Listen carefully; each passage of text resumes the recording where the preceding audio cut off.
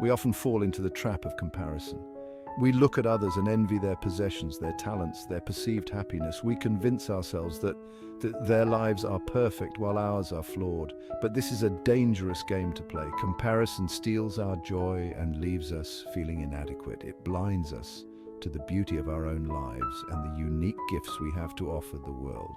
Let me tell you a story about a crow who learned this lesson the hard way, a story that reminds us that true happiness is not found in imitation, but in embracing our own individuality. There once lived a crow. He lived in a forest filled with lush green trees and colorful birds, but the crow was not happy. He looked at his black feathers and felt a pang of sadness. He saw the swans gliding gracefully on the lake, their white feathers gleaming in the sunlight. He heard the parrots chattering excitedly, their vibrant green and blue feathers a stark contrast to his own. Why couldn't I be white like the swan, he thought to himself, or colorful like the parrot? Why am I stuck with these dull black feathers? Every day the crow compared himself to the other birds, and every day his sadness grew. One day, the crow was perched on a branch, gazing at the world below with a heavy heart. He was lost in his usual melancholy, feeling the weight of his dark feathers and the life he led. As he brooded, he noticed a monk deep in meditation beneath the tree, sitting in serene stillness. The monk radiated a sense of peace and wisdom that the crow had never encountered before, a tranquility that seemed almost otherworldly. Gathering his courage, the crow swooped down from the branch and landed before the monk, his heart pounding with a mix of fear and hope. "Wise monk," the crow cawed, his voice trembling, "I am unhappy with my lot in life. I feel trapped in this dark form. I wish I could be a swan with feathers as white as snow, gliding gracefully on the water." The monk listened patiently to the crow's woes, his eyes filled with understanding and compassion. When the crow had finished speaking, the monk smiled gently and said, "Your wish is simple, little crow. But remember, every creature has its own burdens and blessings. Are you sure this is what you truly desire?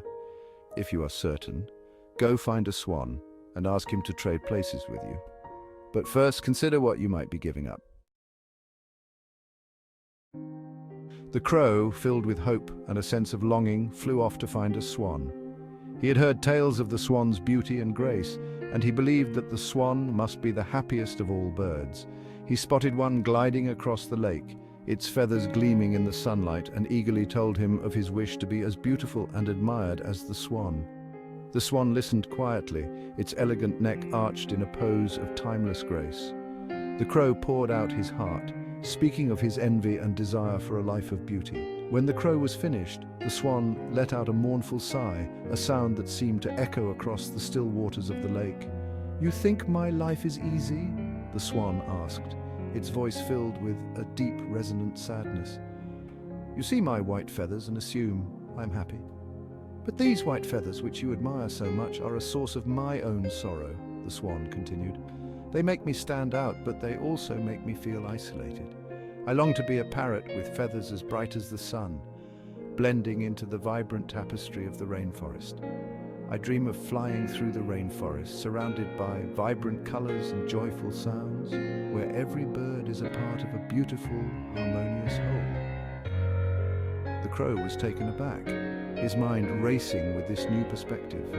He had never considered that the swan, with all its beauty, might also be unhappy. The swan's words made him realize that everyone has their own struggles and desires. He had been so focused on his own perceived shortcomings that he had failed to see the swan's hidden sorrow. The crow began to understand that true happiness comes from within, not from outward appearances or the admiration of others. The crow, determined to learn more, decided to seek out the parrot. He found one perched high in a tree, its green and blue feathers shimmering in the dappled sunlight. The crow told the parrot about the swan's wish to trade places. The parrot, instead of expressing surprise or delight, shook its head sadly. "The swan envies my colors," it squawked incredulously. "He wishes to trade his elegance for my feathers. If only he knew the truth." Section 6. The Burden of Beauty. The crow, more confused than ever, asked the parrot to explain. "People capture parrots like me for their beauty," the parrot said sadly. They lock us in cages and admire our feathers, but we are denied the freedom to fly through the open sky. I long to be a peacock, admired for my beauty, but free to roam as I please." The crow was stunned. He had never considered that beauty could be a burden, that it could lead to captivity and a loss of freedom. He began to realize that his perception of happiness was based on superficial appearances rather than the reality of each creature's life. Section 7. The grass is always greener. The crow flew off to find the peacock, eager to test the parrot's theory. He found one strutting through the forest, its magnificent tail feathers on full display. "You are the most beautiful creature I have ever seen," the crow said to the peacock. The peacock, instead of preening at the compliment, let out a weary sigh. "You think beauty comes without a price?" the peacock asked, its voice laced with exhaustion. "My feathers may be beautiful, but they are heavy and cumbersome. I am slow and vulnerable to predators. I long to be like you, crow, with your swift flight and ability to disappear into the shadows." Section 8. Embracing your own colors. The crow listened to the peacock's words and felt a wave of understanding wash over him. He had always admired the peacock's vibrant feathers and graceful demeanor, but now he saw beyond the surface. He realized that every creature, no matter how perfect they might seem, has its own struggles and insecurities. The lion, the deer, the rabbit, and even the majestic eagle all had their own battles to fight. The grass is always greener on the other side, but only because we fail to see the weeds lurking beneath the surface. We often overlook the hidden challenges that others face, focusing only on their apparent perfection. The crow returned to the monk, his heart heavy with newfound wisdom. He had learned that true beauty lies in embracing one's own unique qualities and imperfections. "I understand now," the crow said to the monk. "It's not about trying to be someone else or envying their attributes. Happiness is not about being someone else. It's about recognizing and appreciating your own worth, your own strengths, and your own journey. It's about embracing who you are." The crow spread his wings, feeling a sense of liberation and acceptance. The monk smiled, his eyes twinkling with approval. He had seen the crow's transformation and was proud of his growth.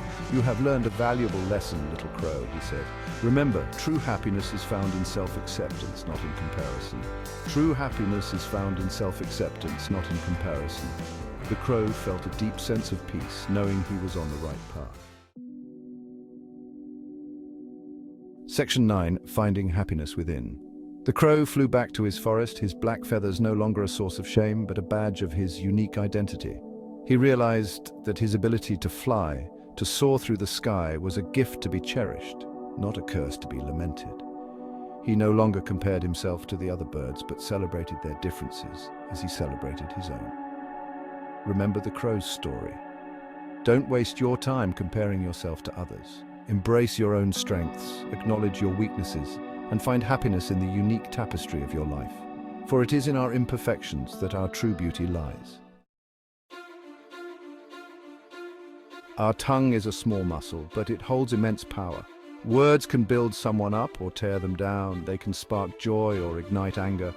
Our tongue shapes our reality and the reality of those around us. We must be mindful of the words we speak. They are like seeds we plant. Kind words blossom into beautiful gardens. Harsh words grow into thorny bushes. The way we use our tongue reveals the state of our heart. Are we spreading love and encouragement, or are we sowing seeds of doubt and despair? The choice is ours. Once upon a time, there was a young boy named Taro. Taro was a kind and gentle soul, but he was always unhappy. He compared himself to others and felt inadequate. "I wish I were as strong as Kenji," he would sigh, watching his friend lift heavy rocks. "And if only I could run as fast as Hana," he would lament, seeing her sprint across the field. Taro focused on what he lacked instead of appreciating his own gifts. He couldn't see his kindness, his creativity, or his gentle heart. He was blinded by his constant comparisons. One day, Taro was walking along a mountain path, the air crisp and the scent of pine filling his lungs. The path was steep and winding, but Taro was determined to reach the top, hoping the journey would clear his troubled mind. As he rounded a bend, he met an old monk standing serenely as if waiting for him. The monk was known far and wide for his wisdom and compassion, his eyes twinkling with a kindness that put Taro at ease. Taro, burdened by his sadness and feeling the weight of the world on his shoulders, poured out his heart to the wise man, sharing his deepest fears and insecurities. "Why am I not good enough?" he cried, his voice breaking with emotion. "Why can't I be like everyone else? Why do I always feel so different, so out of place?" The monk listened patiently to Taro's woes, his expression never changing, his eyes never leaving Taro's face. When Taro finally finished, the monk smiled gently and said, "Let me tell you a story, my young friend." Taro, intrigued and eager for any wisdom the monk could offer, sat down on a moss-covered rock, ready to listen. The monk began his tale, his voice soothing and calm like the rustling leaves in the wind. "Once there was a young tree in a dense forest," he started. "This tree was different from the others. It grew in a twisted, unique shape, unlike the tall, straight trees around it. The young tree often felt out of place, wondering why it couldn't be like the others. But as time passed, the tree realized that its unique shape allowed it to survive the harshest storms, while the straight trees often broke under pressure. It found strength in its uniqueness, and so can you, Taro." "Once there was an animal school," the monk began. "It was a unique place where animals of all kinds came together to learn and grow. The teachers, in their wisdom, decided to have a grand competition to test the abilities of their students. All the animals had to take the same test running, climbing, swimming and flying. Each animal was expected to perform in every category, regardless of their natural abilities. The rabbit naturally excelled at running. It dashed through the field with incredible speed, leaving the other animals far behind. The monkey swung through the trees with ease, winning the climbing challenge. Its agility and strength were unmatched in the treetops. The fish glided through the water, a natural champion swimmer. It moved gracefully, cutting through the water with effortless precision. And the eagle soared high above, effortlessly winning the flying contest. Its powerful wings carried it to great heights where no other animal could reach. But, the monk continued, can you guess what happened next? The story took an unexpected turn. The rabbit was forced to climb, the monkey to swim, the fish to run, and the eagle to burrow. Each animal was pushed to perform tasks that were completely unnatural for them. The eagle, known for its majestic flights, was now digging in the ground, confused and out of place. They all failed miserably and felt like failures. The rabbit couldn't climb, the monkey struggled in the water, the fish floundered on land, and the eagle was lost on the ground. The animals were unhappy and disheartened, realizing that they were being judged unfairly. The monk then gathered all the animals and spoke to them. "Each of you has unique talents and strengths," he said. "It's unfair to expect everyone to excel in the same way. Embrace your individuality and celebrate your own abilities." The animals began to understand the wisdom in the monk's words. They started to appreciate their own skills and those of their peers. The school became a place of encouragement and growth where every animal could shine in its own way, and so the animal school transformed into a happy place where differences were celebrated and every student felt valued and understood. Section 5. Finding your own strengths. The monk looked at Taro, his eyes twinkling with wisdom. His gaze was gentle yet penetrating, as if he could see right into Taro's soul. "You see, Taro," he said, "each animal has its own unique strengths. The eagle soars high with its powerful wings, the lion commands respect with its mighty roar, and the fish glides effortlessly through water. But when they were forced to compete in areas where they were weak, they forgot their own special abilities. Imagine a fish trying to climb a tree or a lion attempting to swim like a fish. They would struggle and feel inadequate, not because they lack talent, but because they are out of their element." Taro thought about the monk's words. He had always admired the strengths of others, often feeling envious of their abilities. He had never considered that he, too, had unique strengths that were just as valuable. He realized he had been doing the same thing. He had been so focused on his weaknesses and comparing himself to others that he had neglected to recognize and nurture his own talents. He had been so busy comparing himself to others that he had forgotten to appreciate his own gifts.